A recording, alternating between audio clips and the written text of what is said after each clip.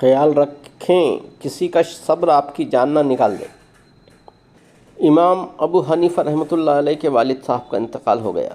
3 دن تعزیت کے لیے بیٹھے رہے۔ 3 دن بعد گھر سے باہر نکل کر آ گئے۔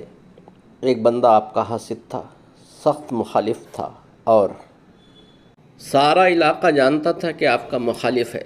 جب آپ باہر نکلے تو چوک میں بہت سارے لوگ تھے، وہ بھی سامنے سے آیا۔ السلام علیکم کہنے کے بعد کہنے لگا، ابو حنیفہ سنا ہے آپ کے والد انتقال کر گئے ہیں؟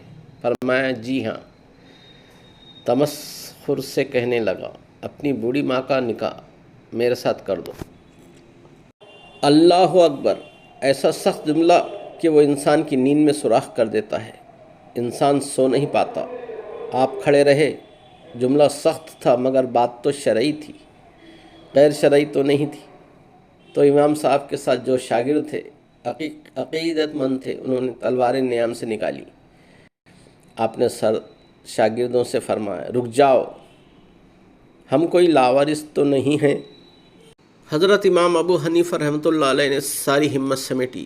آنکھ میں آنسو جو چمکے تو ان کو بھی دامن میں سمیٹ لیا۔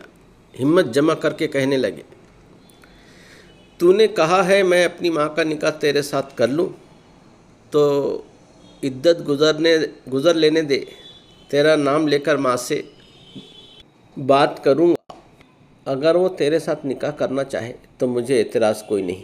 یہ کہہ کر اپنے دوستوں کے بازو تھامے اگلے چوک تک ہی گئے تھے کہ وہ بندہ دھڑام سے زمین پر گرا اور روح پرواز کر گئی۔ لوگ کہنے لگے، حضور اسے کیا ہوا؟